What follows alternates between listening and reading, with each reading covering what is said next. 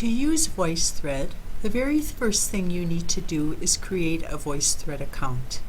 So if you go to VoiceThread.com, and that's just VoiceThread, all one word.com, and go to register, up in the right hand corner there's a link, register, click the link, and it is going to prompt you to register for a new account.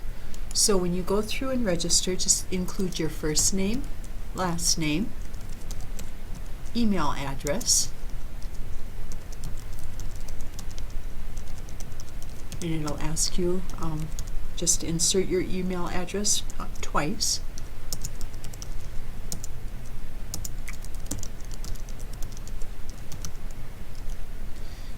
Insert a password.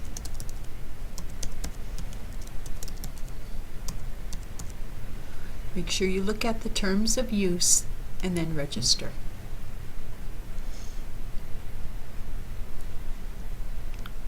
So it's telling me that I have to go to my Rage account to verify my email, and once I click the verify in my email, I will be able to access VoiceThread. Once I verify my account, I can then come back to the VoiceThread home screen and I can sign in. So I'm going to click sign in, and I'm going to use the username and the email address and password that I used when I created the account. And I'll just show you quickly once I get in here what this is going to look like. So in order to use VoiceThread, you have to go through this process of setting up the account. Once you have the account set up, you're going to use this for two different purposes. One, you are going to create a VoiceThread, and two, you are going to comment on other people's VoiceThreads. And you do that both with the same account. From this window, I am going to show you quickly how to create a VoiceThread. And you want to, once you're in here, you're going to see three tabs up here: the Browse tab, the Create tab, and the My Voice tab. The My Voice tab automatically comes loaded with tutorials, so if you want more information, there are some nice little tutorials here. This is also going to be where your VoiceThreads show up. So when you create VoiceThreads, they will show up on the screen. VoiceThread doesn't cost anything, and you get five free VoiceThreads with your subscription. So from here, I want to create a VoiceThread. I'm going to click the Create tab, and it brings me to this screen, and all I need to do here is click Upload. And when I upload, it asks me what I want to upload and where I want to upload it from. If I wanted to upload from my web camera, I could click webcam and actually record a video that would then be my VoiceThread. I want to insert a PowerPoint presentation, and this is what you'll be doing. So you're going to go to click my computer button, and you will find your PowerPoint presentation that you want to upload here.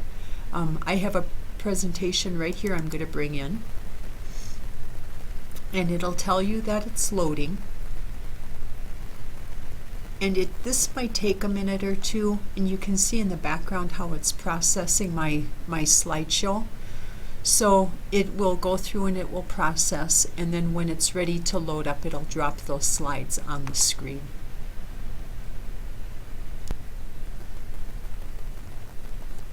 And it's still processing, and just give it a minute.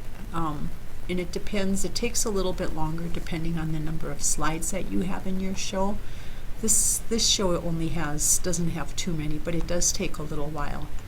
Okay, so now here are my slides loaded up in VoiceThread.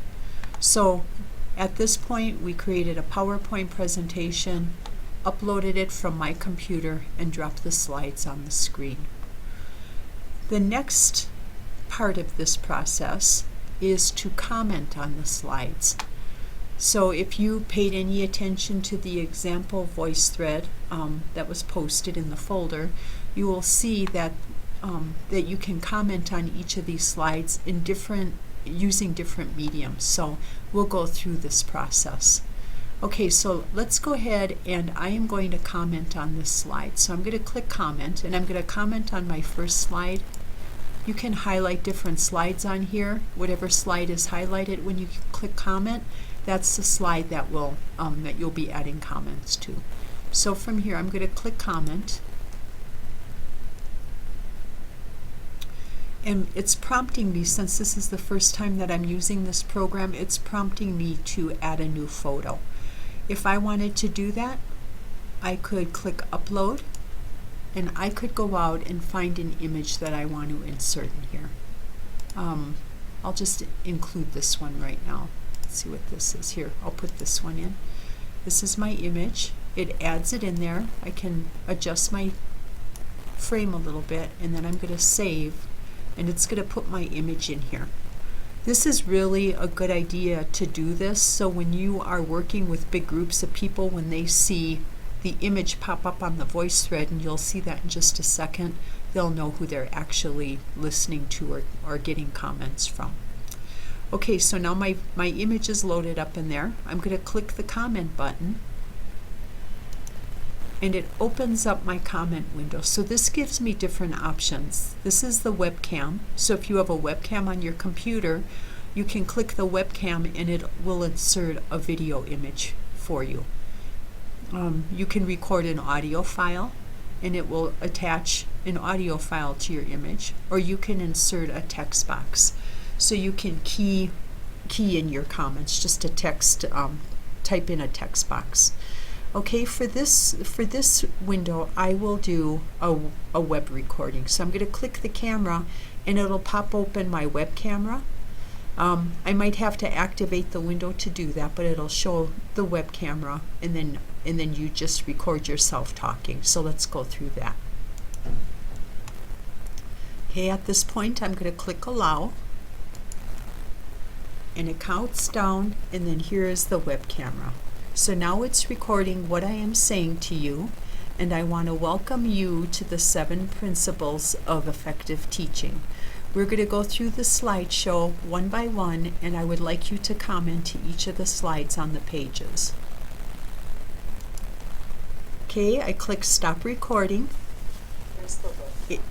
So now it's recording what I am saying to you, and I want to welcome you to the 7. It processes the recording, and when I click save, it creates a little video file that is now attached to this image. There's the webcam. So now it's recording what I am saying to you. At this point, let me show you, when I open this up, I can either keep it the way it is, or I can delete it if I want to. So if I click on my image, so now it's recording what I am saying to you. I can delete my comment at this point if I want to, just by clicking the little delete button. So once you have something in there, it's really easy to take it out of there also. These arrows down here allow me to navigate. So if I wanted to go to the next slide, I just click the arrow and it pushes me to the next slide. And now let's try an audio recording. So as you can see, number 1 of the 7 principles for effective teaching is encouraging student to faculty contact.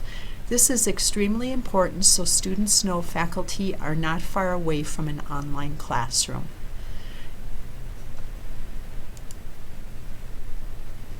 Again, it processes the information. So as you can see, and when I save it, it pops up my image, and now the audio recording is attached to it.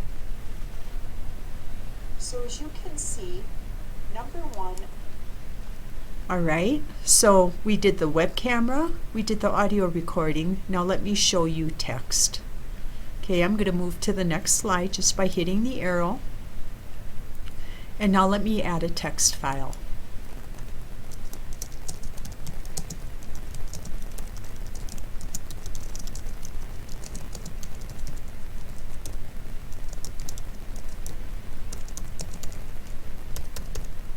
Okay, so I typed in a simple message. The other thing you will notice that when you click on adding a comment, it also brings up a little pencil. So if I wanted to, I could annotate the screen. So as I'm recording the screen, it will also be recording my annotations. All right, once again, I can click on this and see, brings up my text box, and it shows you the annotations as the text box is open.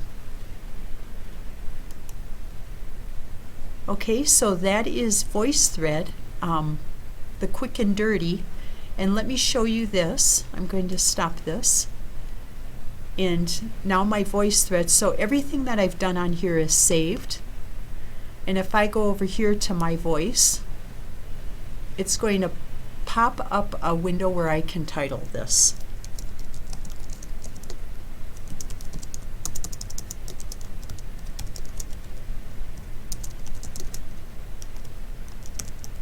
All right, I can put a description in here.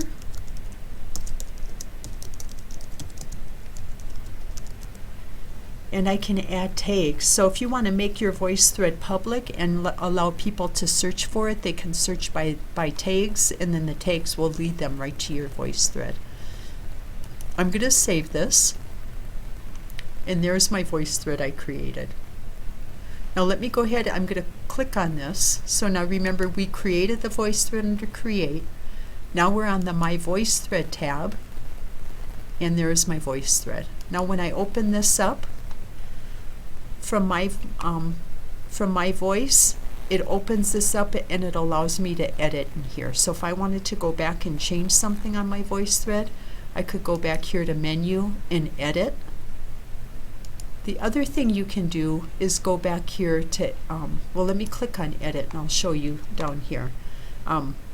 In order for you to make this public so other students can get to your VoiceThread, you need to go down here under Edit, go to Publishing Options, and make sure you allow anyone to view and allow anyone to comment, and then save it. Then the other thing you're going to do is you will have to share this with your classmates. So we will create a place in Blackboard for you to share your VoiceThread, and then you will just copy your URL and paste it in Blackboard for the other students to get to. Okay, so we're going to go back to My Voice. I'm going to open up the VoiceThread. I'm going to go to Menu, and I'm going to go to Share. And under here it gives you different options, so you can copy and share this link. And this is what you'll do: you'll copy this, and then you'll go into your Blackboard, wherever it's set up in Blackboard for you to paste that link. You will paste that link into Blackboard, and that's how students will access your Blackboard.